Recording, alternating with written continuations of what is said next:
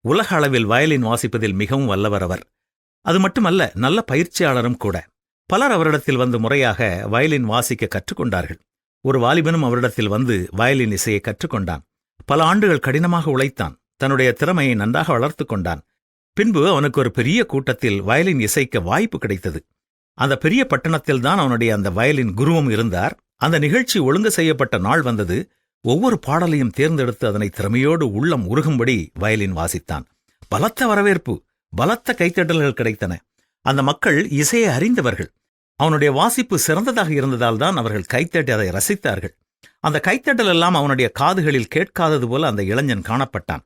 அவன் கடைசி பாடலை வாசித்த பொழுது இடி முழக்கம் போல மக்கள் கைத்தட்டினார்கள். அவனை வாழ்த்திய சத்தமும் கேட்டது. அந்த இளம் வாலிபனின் கண்கள் ஒரு குறிப்பிட்ட இடத்தையே நோக்கிக் கொண்டிருந்தன. ஆம், பால்கனியில் அவனுடைய ஆசிரியர் உட்கார்ந்து அவனுடைய வயலின் இசையை ரசித்துக் கொண்டிருந்தார். இதைக் கண்டு அந்த இளைஞன் மிகவும் சந்தோஷமாக காணப்பட்டான். அவரை பார்த்தவுடன் அவருடைய முகத்தில் அமைதி தவிழ்ந்தது. அவனுடைய குரு இளைஞனை பாராட்டினார்.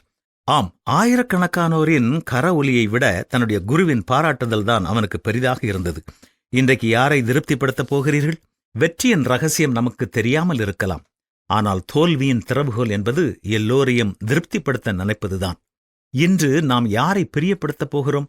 வேதத்திலும் இப்பொழுது நான் மனுஷரையா தேவனையா யாரை நாடி போகிறேன்? மனுஷனை பிரியப்படுத்த பார்க்கிறேனா என்று பவுலடியார் கேள்வி எழுப்புகிறார். நமது வாழ்க்கையிலும் நாம் எதை செய்தாலும் நம்முடைய பரமபிதா நம்முடைய செயலை பார்த்து, நமது நோக்கத்தை பார்த்து மகிழ்ச்சி அடைவார் என்ற எண்ணத்தோடு நாம் முயற்சி எடுக்கிறோமோ, அல்லது நமக்கு பக்கத்தில் இருப்பவர்கள் நம்மை பாராட்ட வேண்டும் என்பதற்காக நாம் செயல்படுகிறோமா என்பதை குறித்து நாம் சிந்தித்து பார்க்க வேண்டும். அதை குறித்து எச்சரிக்கையாக இருக்க வேண்டும்.